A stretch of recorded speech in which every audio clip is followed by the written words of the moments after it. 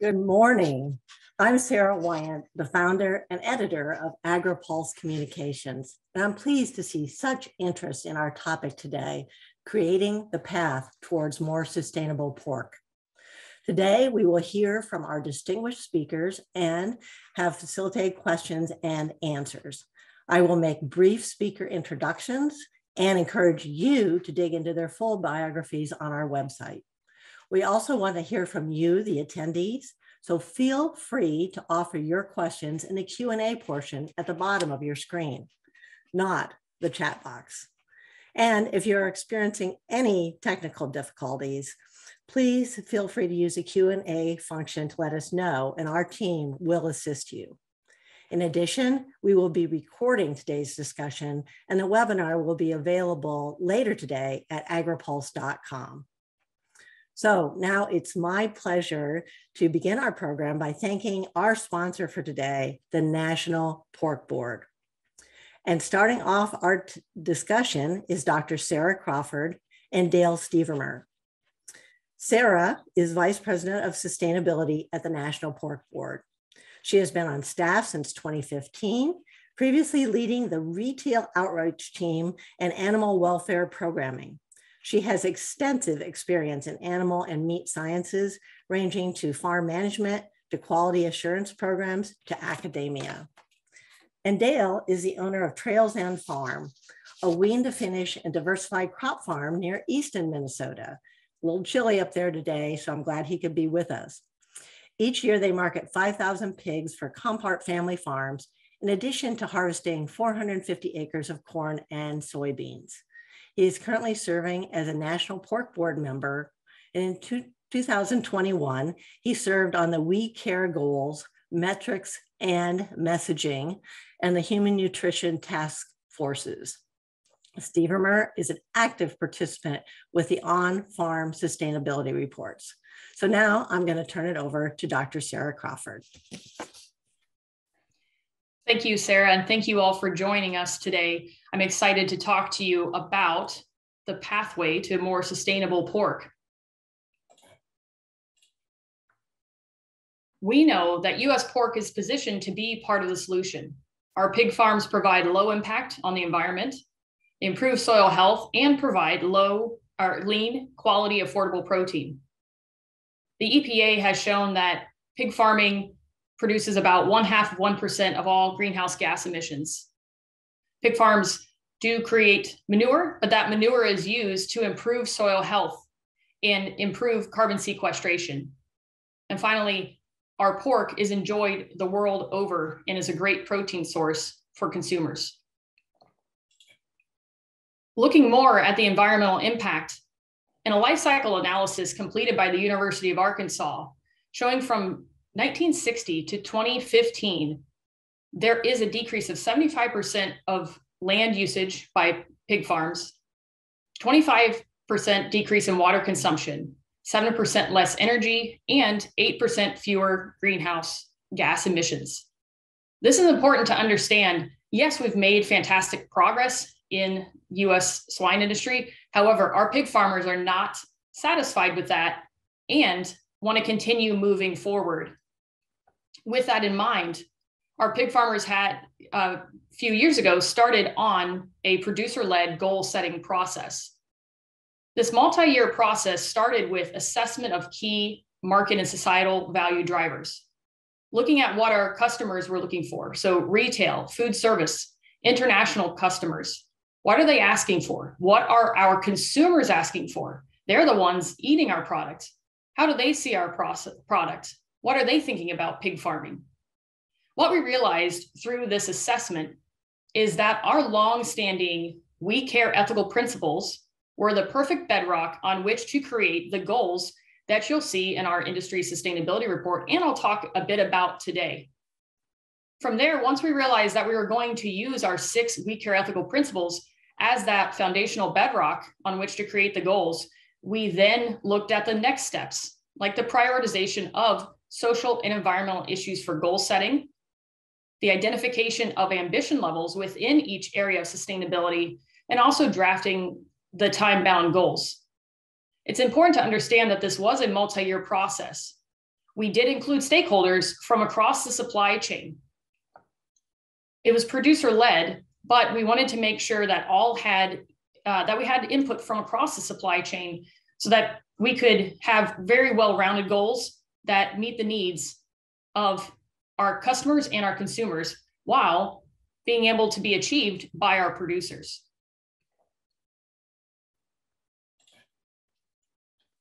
At the same time as we were setting these goals, the United Nations was developing their Sustainable Development Goals, or SDGs.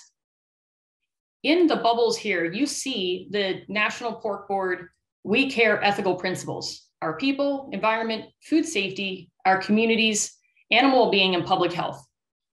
It's important to understand that within our We Care ethical principles and the programs that we have within them, we meet and ladder up to 15 of the 17 Sustainable Development Goals with what we already have created. Pork is sustainable, and we can show how we're taking care of people, pigs, and the planet, and we demonstrate that with that commitment and showing how we meet up to the UN Sustainable Development Goals. You'll notice that animal well-being and public health are on the right side here. That's because these two program areas have programming that is actually outside and above of what the United Nations has put forward in their Sustainable Development Goals. Again, showing that dedication of our pig farmers to continuous improvement and taking care of our pigs, taking care of public health. And we're excited about that.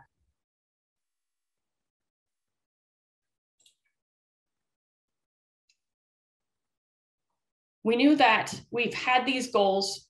We have the great work that our pork producers are doing on farm, but we want to put it into one place that everybody can see. Recently, we have released the 2021 US Pork Industry Sustainability Report. That is at porkcares.org, and you can find it there.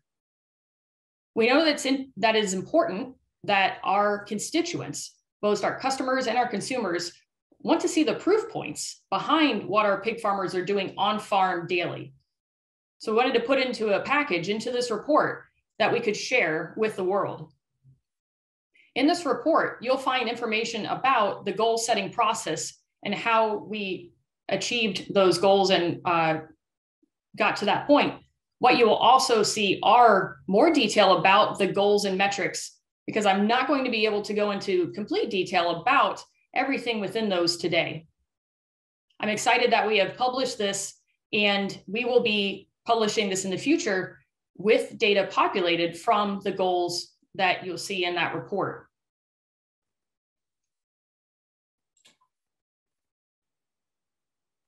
As I mentioned before, the goals are based on the 6 ethical principles that we have in the We Care program.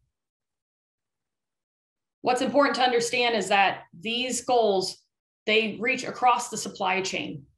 When we were in this goal setting process with the pig farmers, we did this in conjunction with National Pork Producers Council and the state pork associations, but also with the other agricultural commodities. So we worked with National Corn Growers Association, United Soybean Board, and looking at the grain because our pigs are eating that grain. Let's make sure we're aligned as industries. But we also, as our pigs leave the farm and go to processing, we also worked with North American Meat Institute because it's important that our goals and metrics are aligned with what they're doing. So this is a very collaborative process over this multi-year journey that we've been on. And that's good because we want to make sure that all of US agriculture can show how we are sustainable and we're making sustainable products for the world. As I mentioned today, I won't have time to go through each of the goals that we have. But today I'm going to show you goals from 3 of the areas of the We Care ethical principles. We know that more than just environment is important when we talk about sustainability, and I'm going to show you some examples of that and that our producers were focused on as they were making these goals. First, animal well-being. For decades, we have been focused on animal well-being. You can see here on the goal, we are committed to an end-to-end certification that is fully transparent and utilizes the following programs to demonstrate compliance: Pork Quality Assurance Plus worker certifications, transport quality assurance worker certifications, pork quality assurance plus site assessments, and the common swine industry audit. Again, pork quality assurance plus, for instance, we've had that program, and it's a foundational certification that we have in the US swine industry. It's been around for 30 plus years. It's very important for us that our workers understand how to raise pigs and how to do it safely. As I mentioned, we also know that it's important to take care of our people. Our caretakers are critical for our success in the barns, and we want to make sure that they have every opportunity in their jobs to grow and show leadership. For the goals for our people, you can see here, we are committed to ensuring that all of our caregivers have knowledge and skills to thrive and provide quality care while being safe in their jobs. Also, we'll provide access to professional growth and appropriate training opportunities to all of our caregivers by equipping them to demonstrate leadership at each stage of their career. Finally, we will support multi-factor diversity within our farms and the communities in which we raise pigs. I'd like to call attention to that last bullet point about multi-factor diversity. This was a great discussion that our pig farmers had as they were goal setting. They felt that it was critical that we include information or a goal about diversity, because we know that we have a diverse group of folks that work on our farms, and they felt it was important that we include goals and metrics that focus on diversity, equity, and inclusion. Again, our pig farmers are thinking about how to be forward-looking and progressive in nature. Finally, moving on to environment. As you might expect, or you could expect, environment definitely had a lot of discussions. We have 4 goals within environment, and we know that this is also a very important discussion globally. And also you'll hear more from Dr. Mitloehner about environmental impact and how we look at that in a few minutes. So the first 2 goals for environment, as we look at water use, we want to continuously improve water use efficiency through advanced agricultural practices, aggressive implementation of on-farm water use targets, and best management practices. We know we do a great job with water use already, but let's continue to decrease that. Let's continue to be efficient. Also, when we look at the amount of land that we're using, let's use agricultural practices that improve soil, land, and biodiversity while restoring and protecting natural habitats to further decrease our land footprint from a 2015 baseline, and that baseline being our life cycle analysis that I mentioned earlier. Furthermore, water quality, let's contribute to improving the quality of surrounding water bodies through agricultural practices that include including reducing nutrient runoff, implementing nutrient management plans, managing manure, and protecting riparian areas located on farms. And finally, by 2030, reduce greenhouse gas emissions by 40% from a 2015 baseline. Again, that baseline of our life cycle analysis completed by the University of Arkansas. You can see here in environment goals that we're looking at land and air and water. We know that these are critically important to us in the pig farming industry, but also to the world. And so we want to make sure to safeguard those resources and improve them. And we believe that with our pork production, we can improve those. The data from these will be fed into a database. So the next steps is that we do have a database that's being created, and the data will be housed and captured there. From there, that data will be utilized and reported out in the industry sustainability report that is at porkcares.org. We're excited about being able to show our dedication to continuous improvement in the future and demonstrate that we're doing that. Our pig farmers are looking forward to partnering across the supply chain and showing that they are excited about people, pigs, and the planet and taking care of them. Next, I'd like to reintroduce Dale Stevermer. He is a National Pork Board member hailing from Minnesota, and I'm excited that he can be here today to talk to us about what he's doing on farm and some of the data and what that means to him.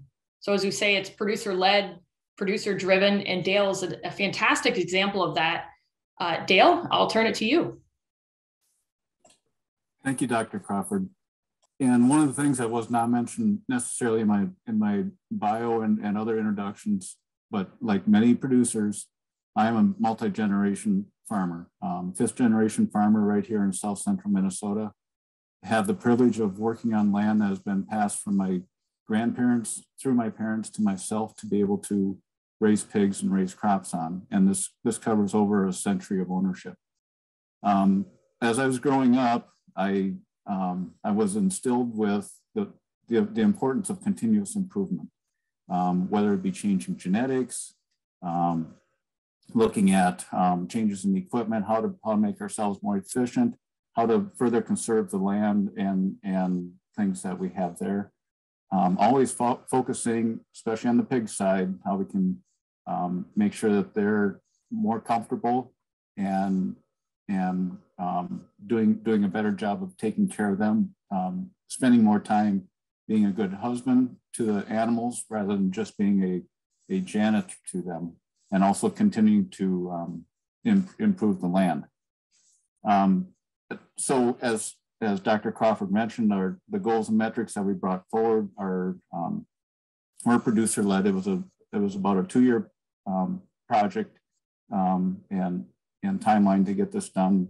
Many producers were involved that represented a wide spectrum of the types of production, and this helps everything to become a more uniform type of process for all producers to join in.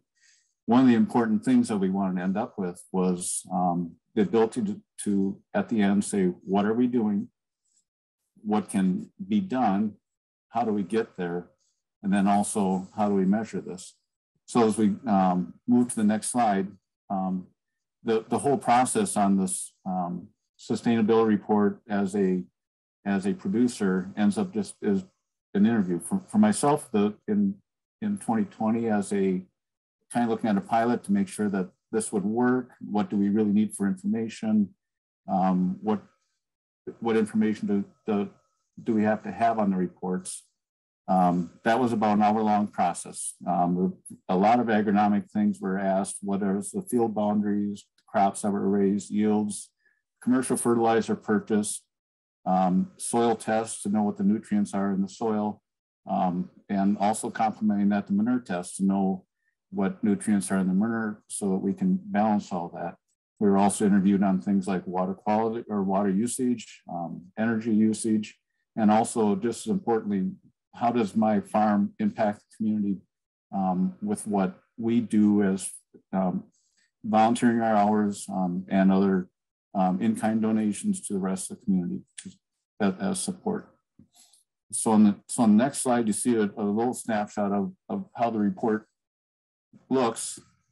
It comes to the producer. This is their data, so they are able to utilize it where they need to, whether it is to a lender, landowners. It is very nice to be able to share with family and various family members.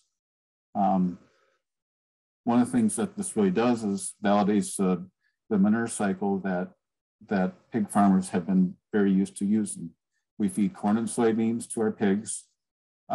These animals upcycle the nutrients in the corn and soybeans into a delicious, very versatile, nutrient-packed food. The pigs, through that process of growing, do leave behind manure for us to use.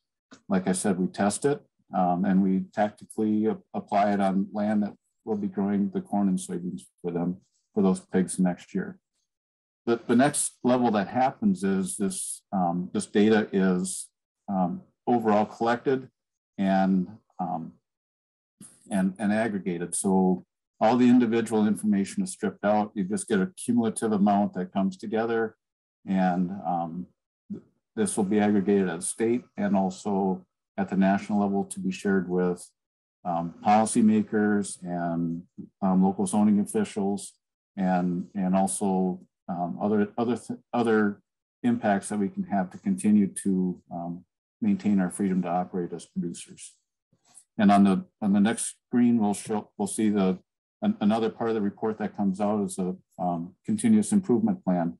And what this allows us to do is the blue bars would show the individual farm, and the green bars on the screen show you what potential impacts could be if you adopt some of these other practices out in the field.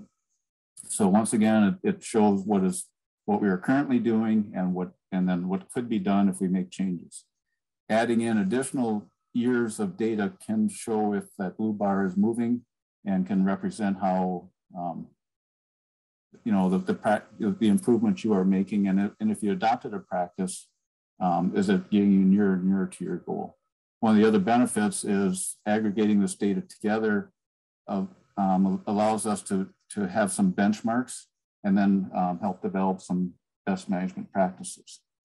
So as we move forward, this is real data coming from real farms as provided by real farmers that are producing real pork. So I will pass this back over to Dr. Crawford, and she can continue with her presentation. Thank you, Dale. And as Dale mentioned, like he said, this is, all right, there we go.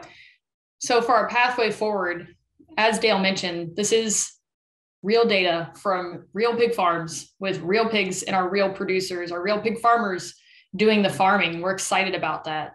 Let's look at the pathway forward. In 2022, we're going to remain grounded in those We Care ethical principles. Dale showed you the on-farm sustainability reports that we are partnering with farmers on. We're going to involve more producers and partners within those. We're going to measure improvement with current data and then also share our progress. So you'll see that baseline, report today if you go to porkcares.org, but in the future, then you'll see data populated in that report as we start to collect data. This is showing a commitment to doing what's right for people, pigs, and the planet. And what I'm excited about here is that as we look at this data, that's going to help us manage our whole system.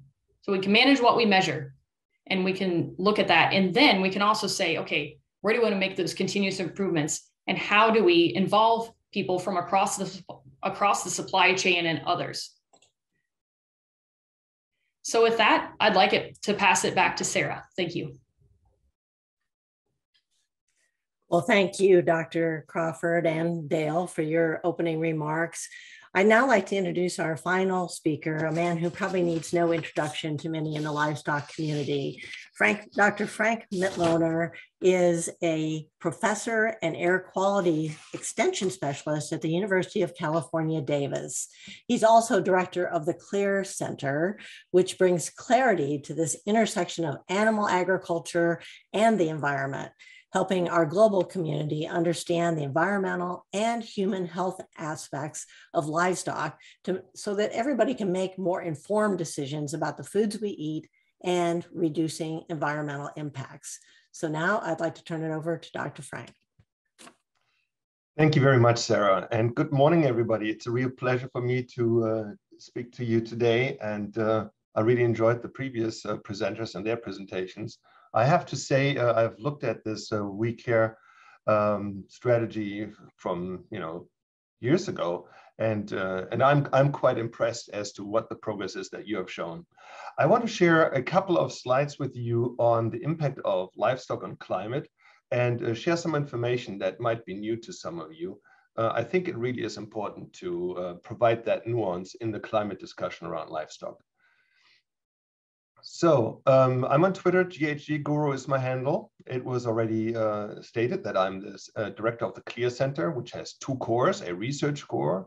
We do a lot of research here at the University of California, Davis on livestock climate, on livestock and air and water and so on. And also, of course, a lot of outreach and communications. So I encourage you that you check us out on the web, clear.ucdavis.edu. Research projects are listed and discussed, as well as communication efforts.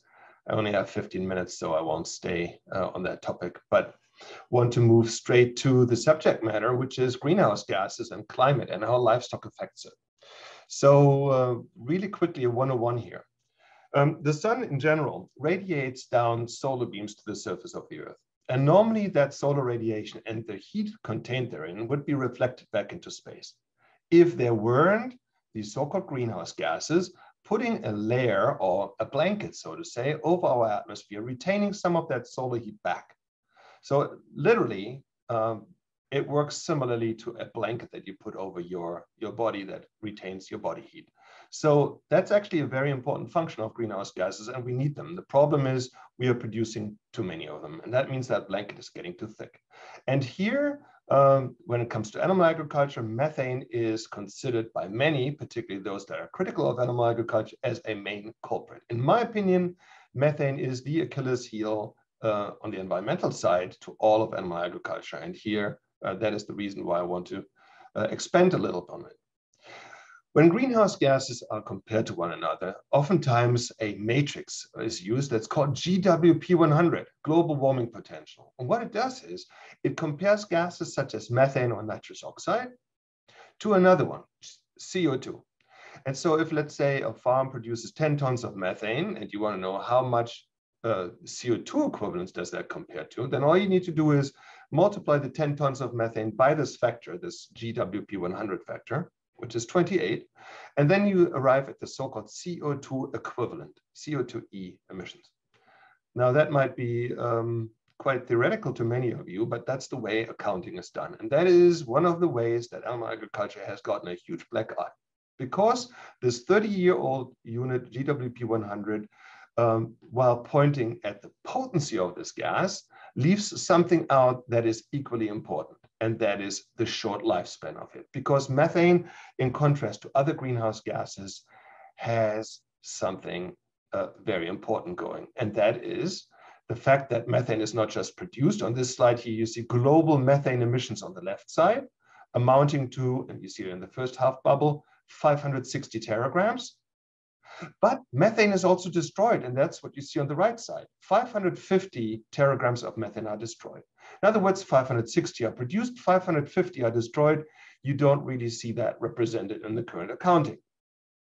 But you should, because if you subtract the one from the other, you arrive at the net of 10, a number we still want to further reduce, but certainly one that's very different compared to just looking at emissions. So if you now look at the sinks here, you see a large arrow pointing downward, and that points at the fact that there is an atmospheric removal. Please remember that. Methane has an atmospheric removal process. It's not just produced, but it's also naturally destroyed by some molecules that are called radicals. That's what they're called. Okay? And so when a radical, a so-called hydroxyl radical in the air meets a methane molecule, it destroys it. And that atmospheric removal is currently not really considered in accounting of methane and its impact on warming.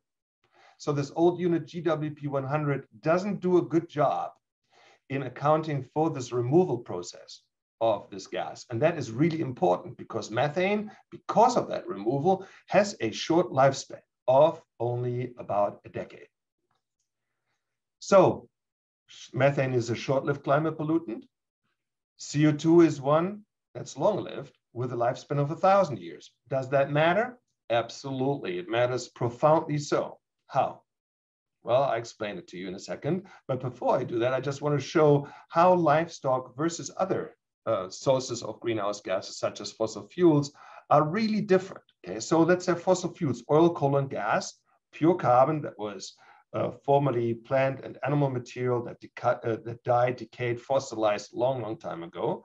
It's ancient carbon, has been extracted over the last 70 that is, years.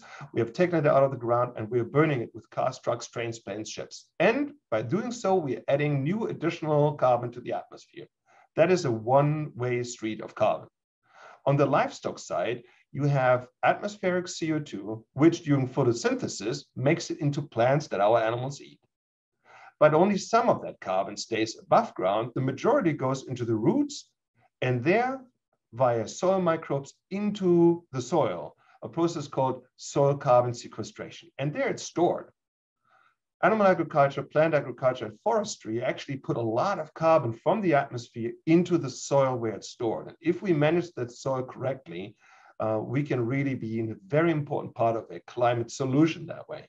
Of course, our animals eat above ground vegetation, whether it's ruminants or monogastric animals, they all eat plant-based materials, of course.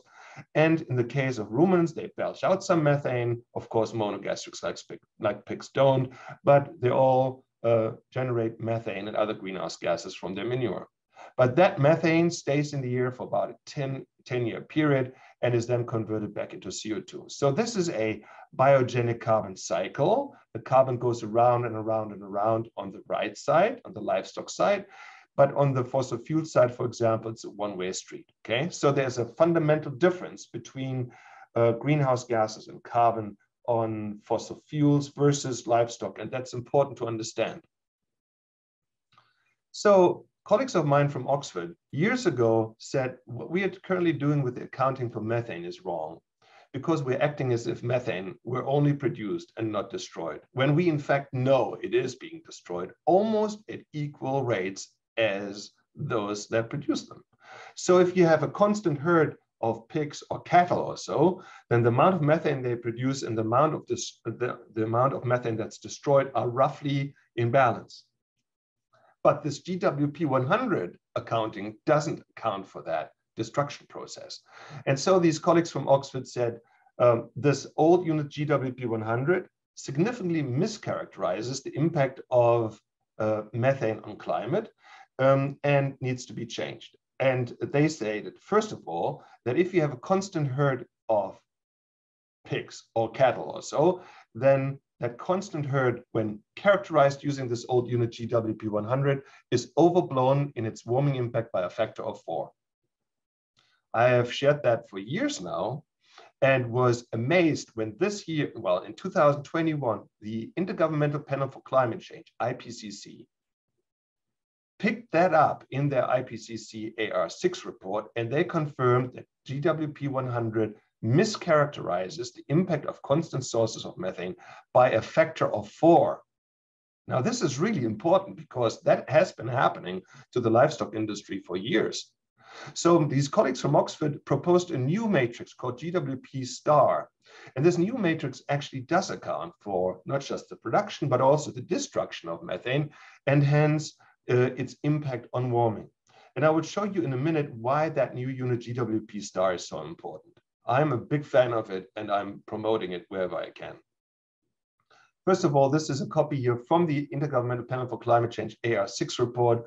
It says in it on page 123 that indeed this old unit that has been used to characterize methane is overblowing impacts of methane on temperature by a factor of 3 to 4. And it also mentions the GWP star all over the report. So that's really important. What I'm telling you here is not just my private opinion, but it is now finding its way into very important publications. So read it quickly. I don't have much time, but I want to take a little time explaining the difference between a gas like CO2 versus a gas like methane, and why that matters to the pork industry, to the beef, to the dairy and other industries.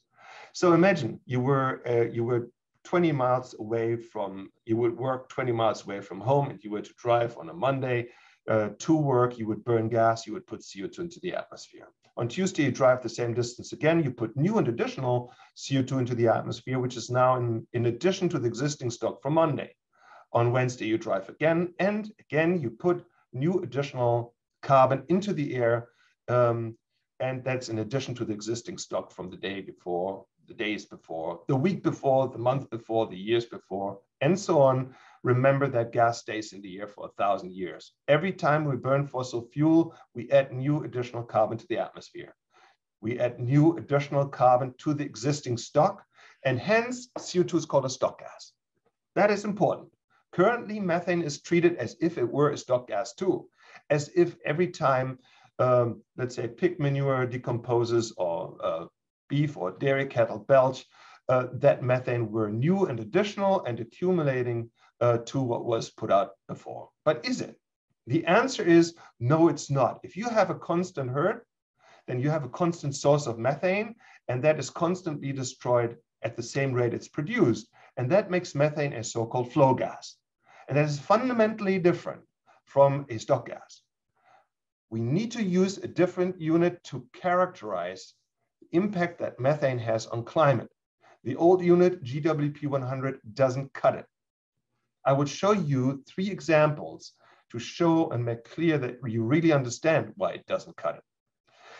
The 3 scenarios are: one, where over a 30-year period, we increase methane by 35%. So that could happen, for example, if in a certain country of the third world, we're increasing herd size in order to satisfy increasing consumer demands. The second one is one where we over time slightly reduce methane by 10%, but it's relatively stable over 30 years. And the third one is one where we strongly decrease methane by 35%. How would these 3 scenarios, the increasing, the stable, and the decreasing methane scenario over 30 years, be depicted using this old matrix GWP 100, the one that is now under criticism? GWP 100 would say that every time we increase, hold stable, or decrease methane, we're adding a significant amount of additional greenhouse gases to our planet, causing additional warming. But we know that that's wrong because methane is a flow gas. It's not just produced, but also destroyed. In the second and third scenario here, GWP 100 does a really poor job. Now comes the new unit from Oxford, GWP star, and it agrees with GWP 100 only in the first scenario. If we increase methane by a lot, then we add a lot of additional warming to our planet, and we don't want to. We don't want to increase methane.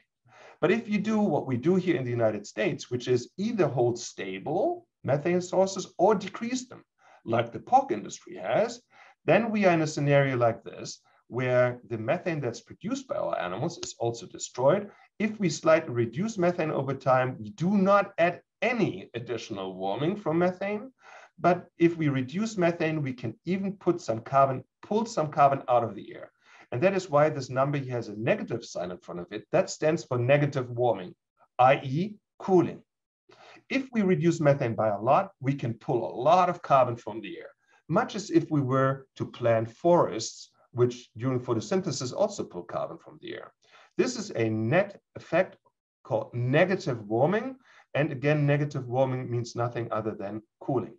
So if we reduce methane by a lot, then we can not just offset other greenhouse gases such as nitrous oxide from our own farms, but we can even reduce climate impacts from historical contributions of our industries. And if methane reductions are strong enough, we can even offset other sectors like the fossil fuel sector. We can sell our credits to other sectors, and that is already happening. The goal that I just learned you have of reducing greenhouse gases by 40% by 2030 is already a goal that is part of the state law here in California. A law called SB 1383 mandates a 40% reduction, 40, of methane to be achieved by the year 2030. The question is, can that be achieved? Can we do what we see here, a strong reduction of methane, pulling carbon out of the air, making this sector part of a climate solution? Can that be done? Now, we don't have a strong pork industry in California, but we have a strong dairy industry. And I just want to show you that as an example.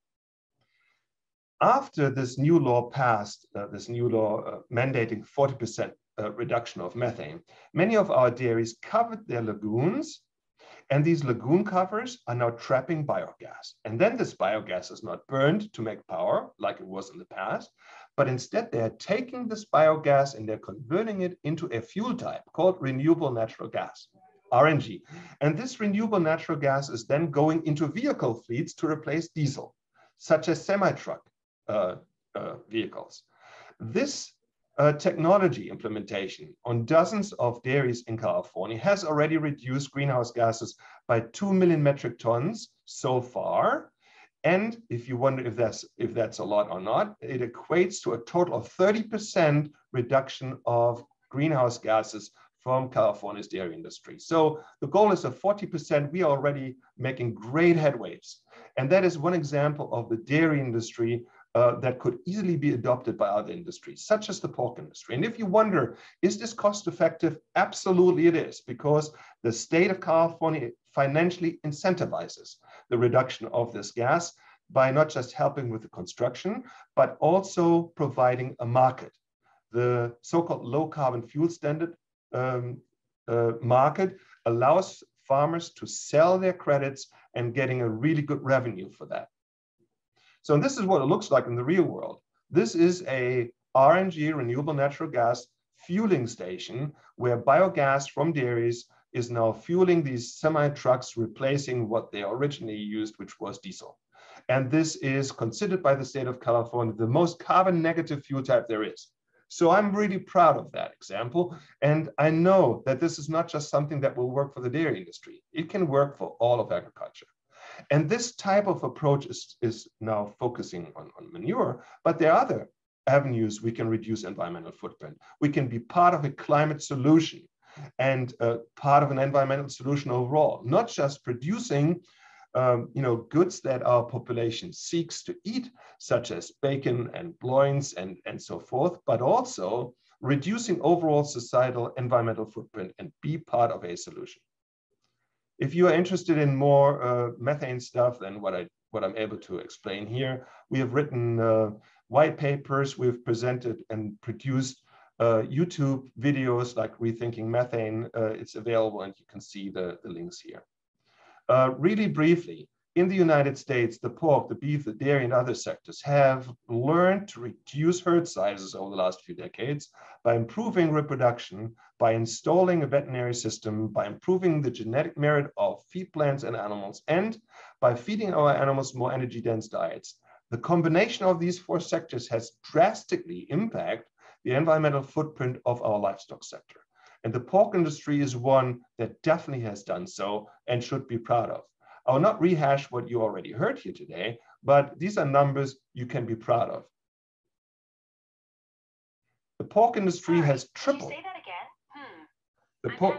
The pork industry has tripled pork production over the last few decades, has drastically increased litter sizes over the last few decades. We really are the envy of the world in how we produce pork here in the United States. Overall, the agricultural sector in the United States has done the same. We have drastically increased agricultural output while keeping inputs pretty much stable. This is the hallmark of sustainability, doing more with less or doing more with constant inputs. We are really good at that. And other parts of the world are looking at us. For example, China. Before they've had African swine fever, they already produced a record number of pigs.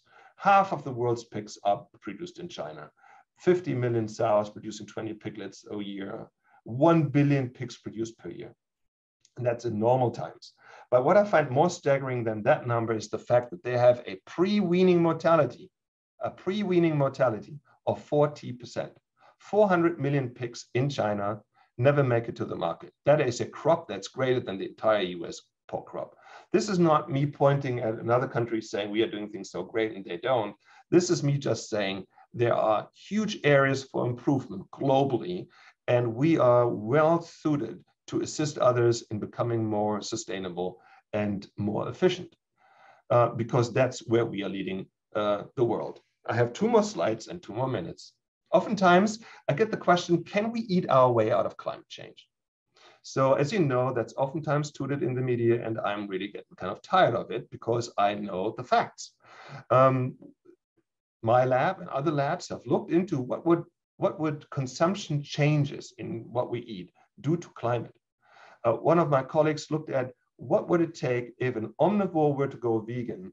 How much would that save with respect to greenhouse gas emissions? And they found that one person going vegan per year would reduce carbon footprints by 0.8% of greenhouse gases. Is that a lot or not? Compare that to a 1 transatlantic flight per passenger. So last month I flew to the Netherlands. That 1 flight per passenger produced 1.6 tons of greenhouse gases. So I would have to go vegan for 2 years to offset that 1 flight I did to Europe. So that's just to give you an idea as to whether or not going vegan as an extreme form of changing diet would have a profound impact on our climate. Some other colleagues looked at what would a meatless Monday do in a country like the United States. Everybody stopping animal source foods for 1 day. It would reduce the carbon footprint of the United States by 0.3%. the entire country going entirely vegan would reduce the carbon footprint of the United States by 2.6%. Ladies and gentlemen, I think it's very clear that a change of our consumption patterns would have a marginal, a negligible impact on climate. If you really are interested in how our food system affects the environment, you need to look further. The last slide of my presentation shows a US family, pretty normal US family, in front of all the food waste that's associated with that family. We are wasting in the United States 40% of all the food that we grow. Not just here do we waste that much food, but globally in all developed countries and even in all developing countries, 40%, 40, of all food that's grown does never make it through a human digestive tract. It's going to landfills or it's rotting on fields. And there is the 800-pound gorilla. If we are serious about reducing the environmental footprint of our food system, go no further. I mean, yes, we need to further reduce emissions, of course, on our farms and so on, but the focus should definitely be on issues such as this one. So with that, I come to a close here. Just wanted you to know that I have a webpage for the CLEAR Center, clear.ucdavis.edu. We have lots and lots of topics that you might find interesting that are discussed on there. So thank you very much for your attention. I'm happy to entertain any questions during our Q&A. Thank you. Well, thank you, Dr. Mitloehner. And I wish your presentation could be presented to every high school class in America so we could get rid of some of this junk science that keeps showing up out there. But we've got about 15 minutes left here for some Q&A. I'd like to bring Dr. Crawford and Dale Stevermer back to our Zoom platform so that we can take some of your questions. And as a reminder, please enter anything additional that you have to ask in the Q&A format so that we can include those comments and questions as well. I'm going to start with the first one for you, Dale, and basically just tell us a little bit as a fifth generation farmer, how the ability to collect and analyze data now is really helping you in ways that previous generations didn't have the opportunity to really consolidate this information and show the continuous improvement. You know, that is a great question, Sarah. And, you know, just for a little background, some of the changes that have happened, even in my lifetime, my dad did financial records in an account book and then had a manual hand adding machine to add everything up. I enter my stuff now into QuickBooks, and there's a lot fewer mistakes that are being made. I can get that kind of information back. It's not too dissimilar for what we see either in pig production or in agronomics. It used to be you kind of make a round and take a guess at how big the hopper was in the combine, but now on the fly we can see actual yields, actual moisture right as we go across the field, and then be able to sit down and analyze it later. That when you raise pigs, we're keeping individualized records on, especially on the sows, but on each turn of animals that goes through the barn, and you can see trends that are happening as far as changes in whether it's sow productivity in numbers that we're looking at, pigs weaned and things like that, or in on the grow finish side, feed efficiencies and growth rates and things like that. So just being able to use the technology and getting a quicker turnaround time and less errors has been a real benefit to all producers. Absolutely. Dr. Crawford, a couple of questions for you. Tammy wants to know about the 75% reduction in land use. What all does that reflect? And does it also include changes in housing systems? Yes, so the 75% decrease in land use does include the housing system, but also in the production of the grain that our pigs eat. So that's where, again, we show that collaboration with the corn and soy industries in making sure that we're looking at our greenhouse gas emissions and our carbon footprint in total all together. We're all in this together. Okay, great. There's another question. Oh, go ahead, Dale.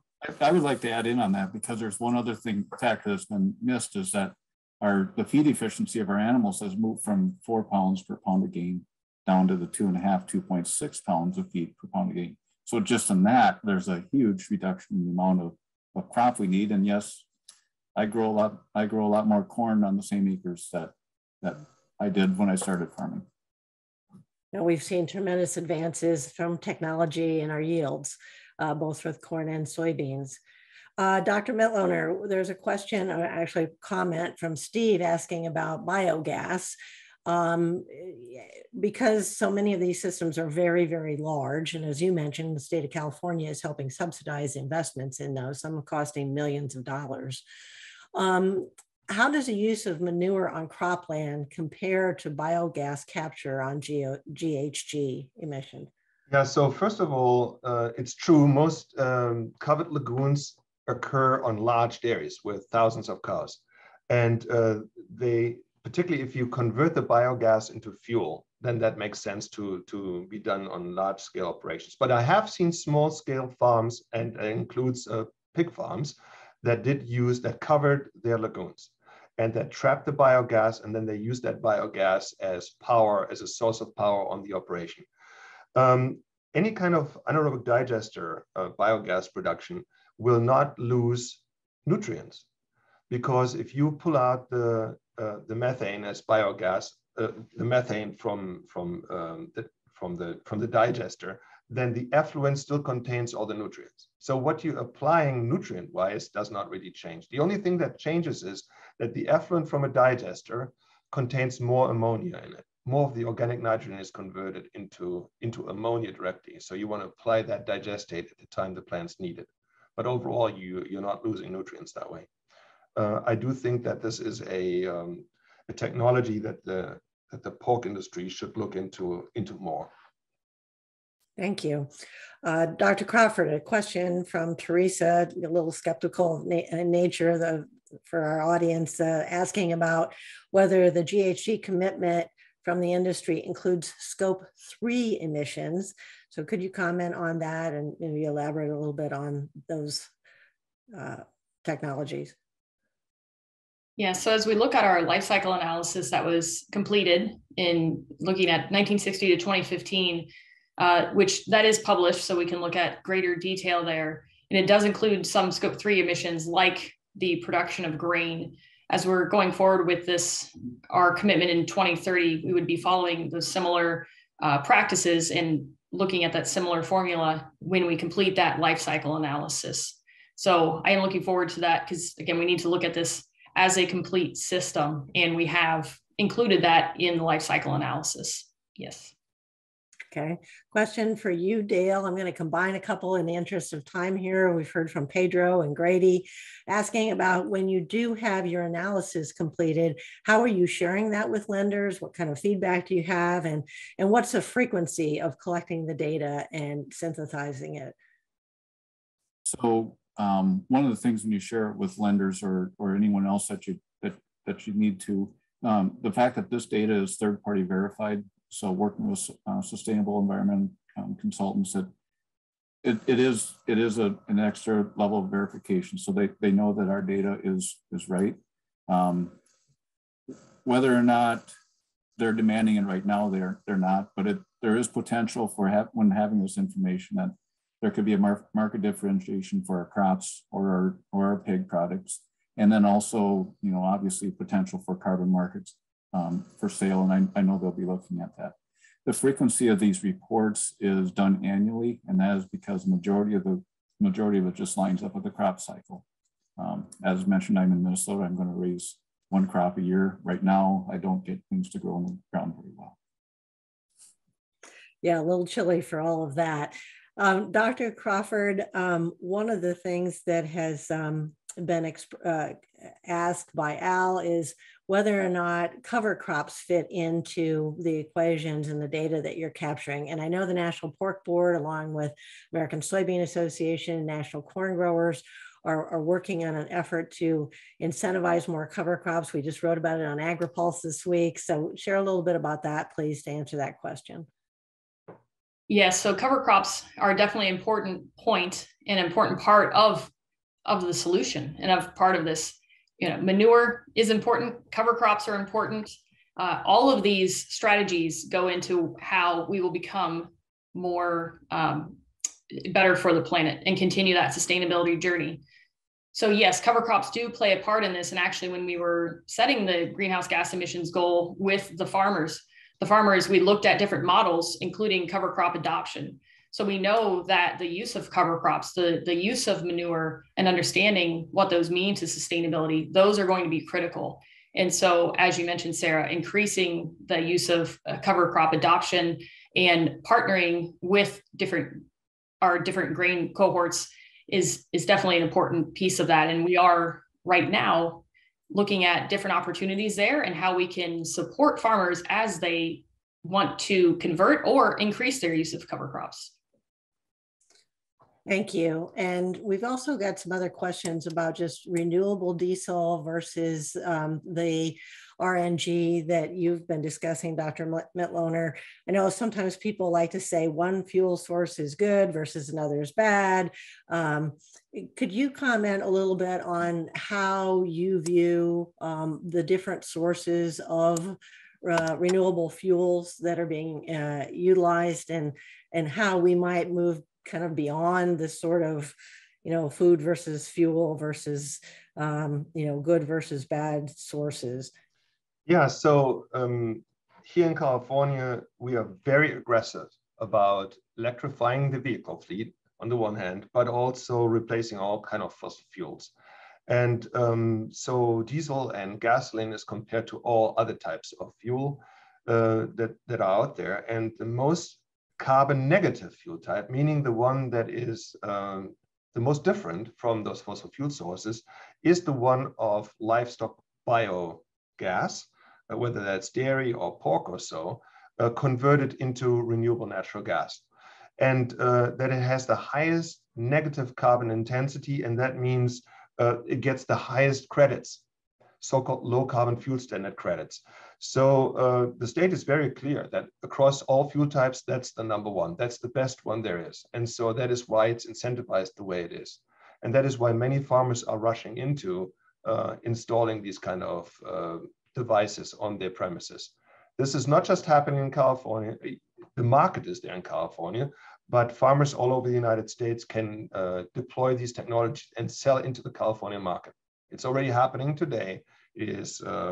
It's lucrative, and most importantly, it does the job, environmentally and fiscally.